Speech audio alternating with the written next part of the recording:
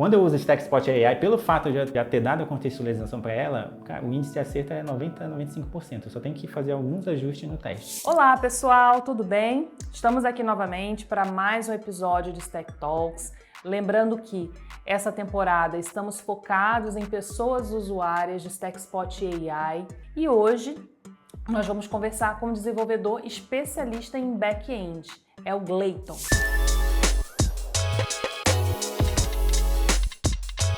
Eu sou a Fernanda, sou uma mulher branca, tenho os cabelos compridos, escuros.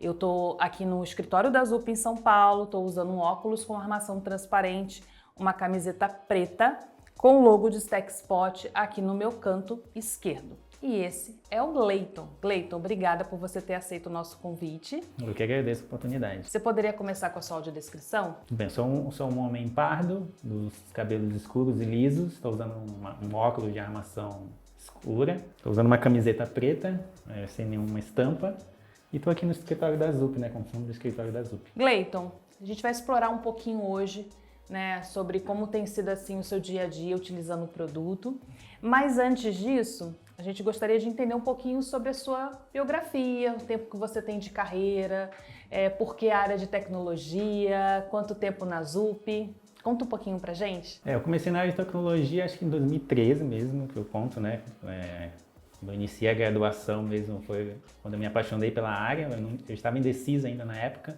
sobre que área seguir. Me formei, trabalhei em projetos de pesquisa na UNB, até entrar na Zup em 2020, então quase 4 anos, vou completar 4 anos agora em novembro. E se arrependeu de escolher a área de TI?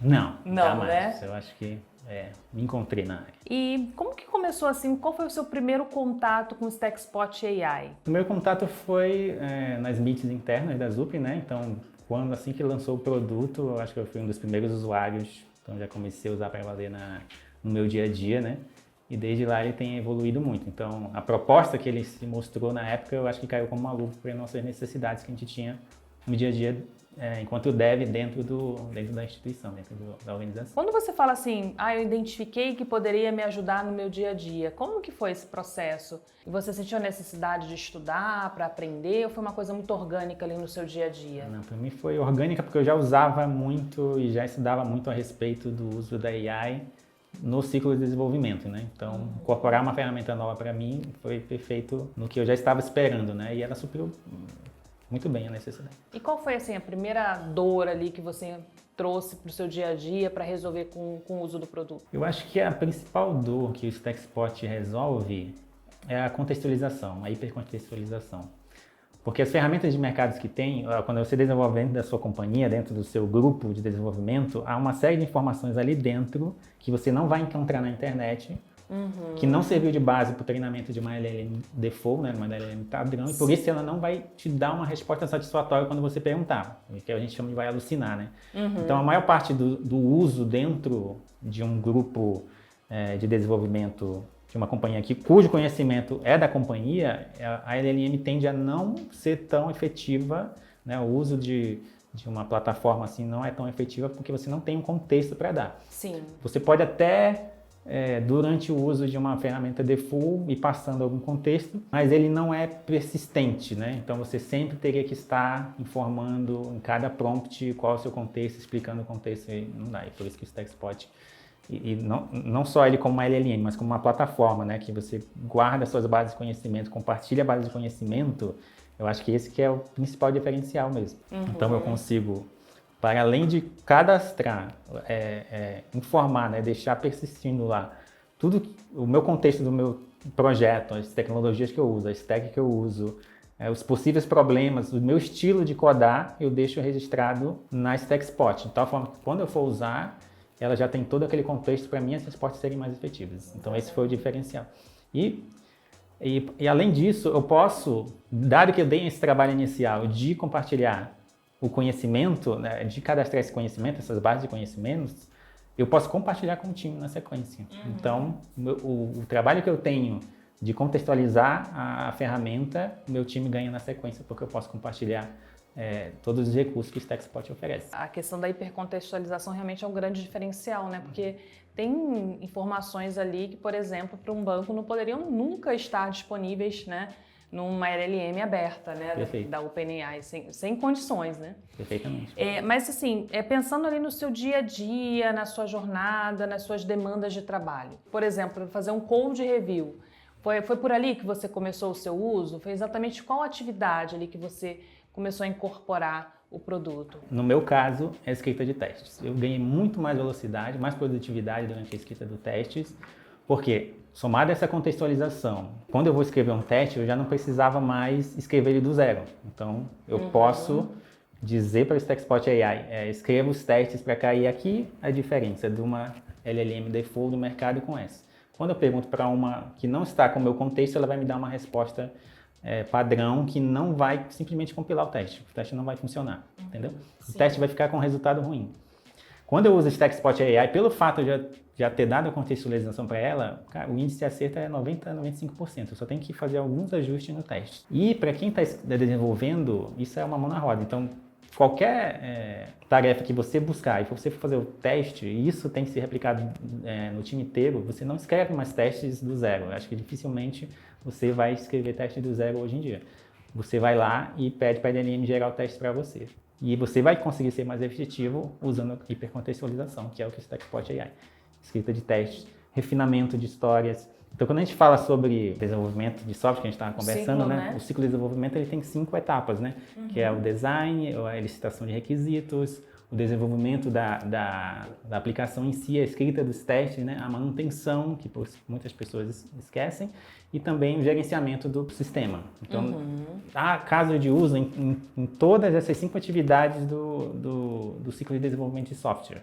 Como eu estou bastante envolvido na parte de desenvolvimento e refinamento e teste, então trabalho bastante nessas 3 primeiras etapas. Então, por exemplo, se eu tenho uma história nova e nós temos um template para escrever aquela história, e acho que todo time deve ter, né, uma definição lá do que está pronto, então você cria esses templates e você só coloca os pontos principais e você já ganha um tempo dele já gerar todo o scaffold para você do que deve ser desenvolvido, por exemplo. Durante o desenvolvimento, eu posso usar o TechSpot se eu tenho algum algoritmo difícil para ser feito, ou se é alguma lógica que eu ainda não pensei, eu posso usar ele também e a gente usa para criar esse código novo que vai ser feito, né? Os testes unitários a gente ganha uma velocidade tremenda fazendo os testes unitários, né? Para manutenção, quando eu pego algum código, e provavelmente todo dev passou por isso, né? Ele vai encontrar um código que ele não conhece, que ele não viu, e muitas das vezes é longo. Você pode usar o TechSpot, eu já usei para isso. Me explique para que serve esse código em poucas palavras, para eu não precisar ler ele todo de uma vez e para ver se faz sentido fazer alteração naquela parte do código. Então, eu uso também para fazer isso. E também no gerenciamento de software, eu não uso tanto, né, porque não faz parte muito do meu cotidiano, mas nós temos casos de uso também em outros times, né, usando o TechSpot AI. Essa parte da escrita de testes, né, que você falou, olha, quem faz hoje isso na mão, do zero, não tem mais necessidade a partir do momento que você tem ali um produto como o TechSpot AI. Antes, você é um dev especialista, tem bastante experiência, né? Mas antes do produto, antes de você começar a utilizar esse TechSpot AI no seu dia a dia, para fazer ali a escrita de testes, quanto tempo em média você levava? Para escrever um teste, vamos tomar um exemplo de algum projeto mediano para você escrever uma classe de teste completa, né? Então, ali você tomaria em média 1 hora, vamos dizer. Isso reduziria para em média 10 minutos para você, ou menos, dependendo do tanto de contexto que você deu, e de novo falando de todo um contexto, né? Sim. Para a TechSpot AI. Então, quanto mais contexto você dá, eu diria até que se torna mais até instantâneo a escrita dos testes, né? E os testes que a gente sabe, a gente escreve teste não para ficar bonitinho e ter uma métrica lá, né? Toda métrica isolada, ela é pobre. Mas quando você usa esse TechSpot AI para gerar os testes, é interessante ver que até quando ela escreve os testes, e você vê que o teste quebra, por exemplo. Ela executa o teste, mas o teste quebrou, revelando um bug que no seu código. Esse que é o cenário ideal, entendeu? Quando você escreve os testes e ele revela os bugs que você não viu enquanto você estava codando. Então, em questão de tempo, de análise, eu acho que é incrível o ganho de velocidade. Então, de 1 hora para 10 minutos, assim, a gente pegar a maior parte dos casos em média, tá? Para fazer, ou mais. Então, dependendo, por exemplo, vou dar um outro exemplo que nós tivemos lá.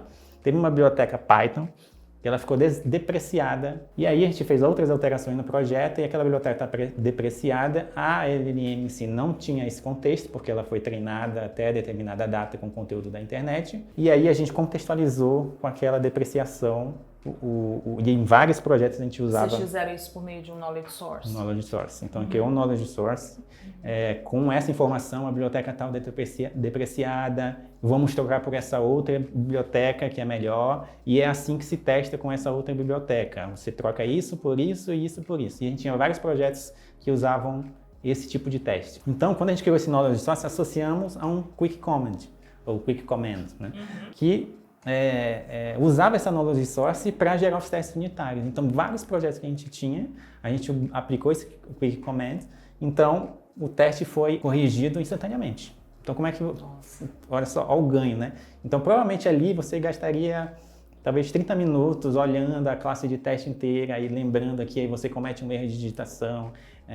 Quando não tem uma interrupção, Exato. né? Então, cara, é muito tempo que você ganha ali. E assim, desses pequenos tempos que você vai ganhando, para além do ganho quantitativo de tempo, né, há um qualitativo, porque o dev ele se sente mais produtivo, ele vê que ele não vai gastar tanto tempo ali, né, ele já não pensa, eu tenho que fazer isso. Aí ele fala, não, eu vou fazer isso porque eu vou usar o StackSpot AI, então vai ser tranquilo de fazer. Então ele já não sente mais aquela dor. Então há esse ganho, acho que é intangível da pessoa saber que ela, vou conseguir fazer isso de uma maneira que não vai me tomar muito tempo para eu focar naquilo que realmente está pegando aqui dentro do time. E, Gleiton, qual o conselho você daria para um dev back-end hoje que ainda não utiliza o produto, mas gostaria de utilizar? O que você recomendaria para essa pessoa? Ou que tem algum receio? Vamos também pensar na pessoa que tem algum receio de utilizar o produto. Eu acho que... E tem muitas pessoas assim, tá? As pesquisas que eu vi recentemente, inclusive do HackerRank,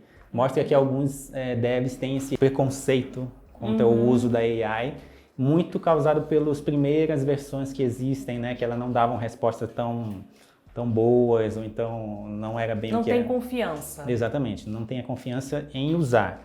Então, mas hoje em dia, no estado em que está, ainda mais usando o que a nossa ferramenta provê, né, que é a hipercontextualização, eu acho que não tem mais por que ter esse medo. Na verdade, você tem que testar mesmo, você tem que colocar a mão na massa para você ver os resultados, né?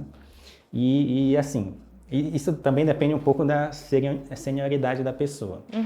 Porque se você for usar a AI, um dev, para ele ser eficaz usando a AI, ele precisa ser um dev eficaz sem a AI. Então a AI ela não vai fazer mágicas nesse contexto. Então você ainda precisa continuar estudando, você ainda precisa entender de software para poder ter as respostas eficazes. Senão se você não dá o contexto para a AI, o resultado que vai acontecer, você vai perder mais tempo do que ganhar. Porque eu tenho que criar, contextualizar, e é aí que esse StackSpot de novo ganha, né?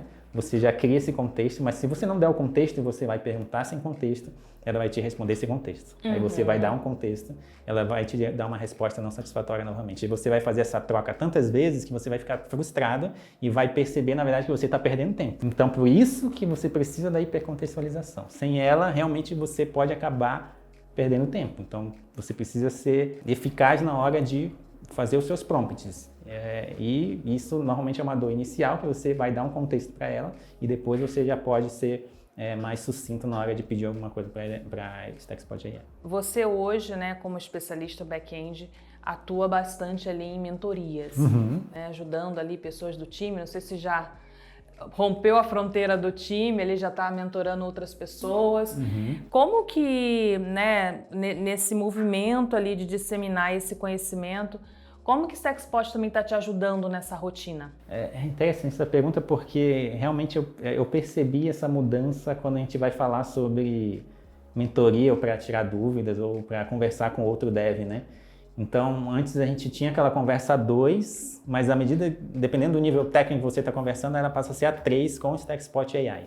Então, nós estamos ali conversando, vamos estudar essa aplicação aqui para a gente entender os trade-offs que ela tem e o que ela pode ser melhorada em termos de design. Então, a gente vai lá e a gente começa a trocar essa ideia. Vamos ver o que o StackSpot acha desse aqui. Será que a gente poderia melhorar alguma coisa nesse trecho do código?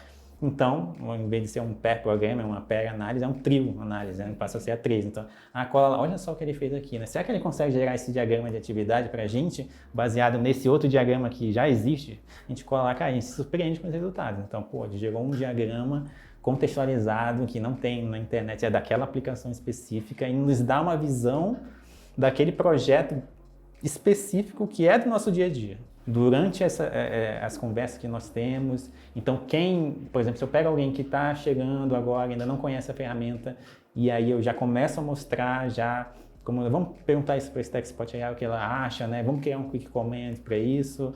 Então, a conversa, a mentorias que existem agora, o Stackspot AI está super envolvido no processo. É um parceiro ali, né? Um parceiro. Nas mentorias. A gente tem escutado bastante aqui de feedbacks, né, das pessoas comentando que aprendem também com AI, né? Perfeito. Você contextualiza, você ali interage, muitas vezes você recebe insumos também, né? Às vezes recebe um insight de algo que você não tinha pensado, que você não tinha visto. Uhum. Você tem essa percepção também?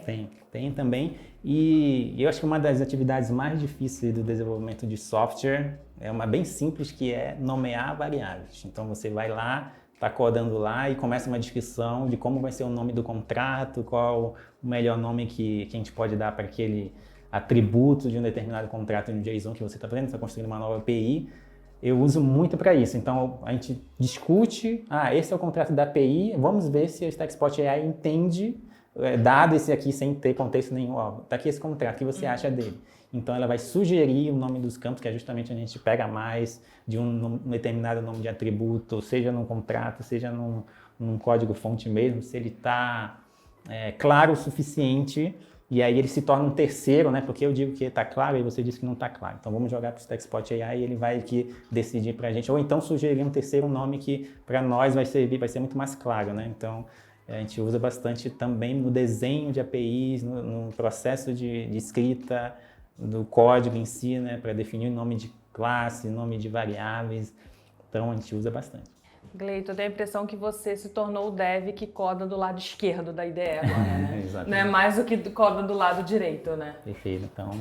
Você vê a sua vida hoje, sua rotina, sem a utilização do produto? Não, a gente tem que usar porque o ganho já está... Eu estava assistindo uma palestra do Andrew Ng. Ele é um especialista em AI, né? Uhum. E eu achei interessante a comparação que ele fez, né? Para que serve a AI hoje em dia? Como você pode usar?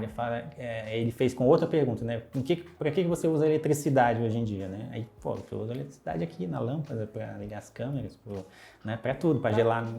Então, a AI hoje está no nosso... E a eletricidade está no nosso dia a dia aqui. Então, não tem mais como tirar a AI do nosso dia a dia de desenvolvimento. Ela já está como a eletricidade, como a própria IDE está dentro do nosso ciclo de desenvolvimento, como um cliente HTTP, como Insomnia, Postman.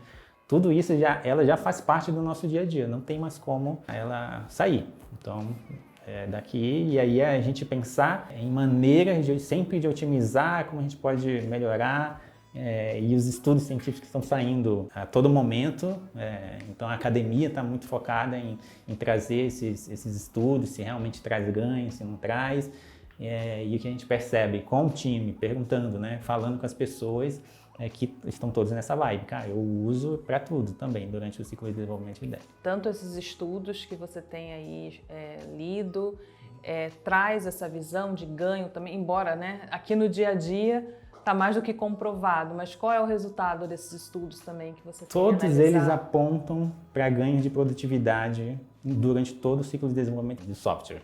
Eu estava vendo um estudo recente, que é um survey, né, que é como se fosse uma revisão bibliográfica, com mais de 1.000 estudos acerca do uso, né, da AI durante o ciclo de desenvolvimento de software, e foram identificadas 112 tarefas dentro dessas 5 atividades que nós citamos antes, que a AI pode ser usado para ganho de produtividade. E todos os estudos mostram que há ganho de produtividade. Eles apontam também as dificuldades que nós falamos aqui, né? As pessoas às vezes apontam e, mas ela não entendeu o que eu falei.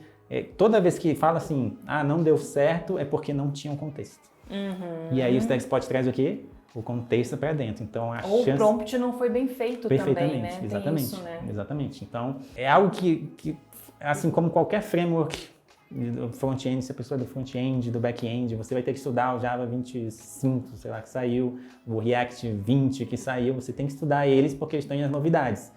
Da mesma forma, escrever os prompts para AI, você tem que estudar essa novidade, você tem que ficar por dentro de como usar, quais as maneiras mais eficazes de fazer isso. E existem técnicas para isso, né?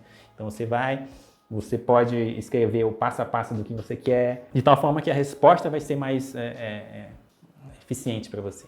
Se fosse recomendar alguém para utilizar hoje o produto, você falaria, olha, comece pela escrita de teste. Perfeitamente. Então, você tem um projeto aí, vamos ver como é que está a cobertura desse projeto? Então, a gente dá uma olhadinha lá, não está satisfatória? Não tem problema. Vamos gerar os testes aqui e não só com o objetivo de subir a cobertura de testes, mas o principal deles que é, se um projeto está com os testes baixos, existe a chance de ter problemas. Então, a nossa meta, quando escrevemos testes, é identificar. É achar o problema que provavelmente a gente não está vendo ali, né? Algum cenário de borda que a gente não viu. E você fazendo uma boa engenharia de prompt, você consegue ter esse resultado de maneira rápida, de maneira eficaz dos seus testes do seu projeto. Garantir ali a saúde da aplicação, Perfeitamente. Né? Cleiton, a gente está finalizando agora. Você quer deixar algum recado para o pessoal, para finalizar? Olha, quem tem receio ou não conhece ou ainda está pensando se pode ter ganho no uso da AI, né, do TechSpot AI também, no dia a dia, talvez você não confie naquilo que nós estamos falando, ou que eu estou falando, porque é a minha experiência, tudo que nós falamos aqui é a minha vivência, o que eu vi com os próprios olhos, mas também a academia está nesse ritmo de mostrar que há realmente o ganho. Então, não tenha receio de usar, estude sobre técnicas de prompt e coloque a mão na massa. Boa, Cleiton. Mais uma vez, obrigada, viu? Nada. E é isso, pessoal. Obrigada também por vocês estarem aqui mais um episódio com a gente. Hoje nós ouvimos aqui, né, a visão de um especialista back-end, o Cleiton, e compartilhando o seu uso. Não trabalha mais sem TechSpot AI hoje, né? Adotou ali completamente no seu dia a dia. Bom, se você quiser saber mais aqui sobre o nosso convidado, sobre os assuntos também que foram abordados, nós vamos deixar os links aqui todos na descrição. Então basta você clicar e aí ter o acesso. E também não deixe de curtir, compartilhar e se inscrever aqui também no canal de TechSpot para você receber ali o aviso de novos episódios, tá bom? Até a próxima, pessoal!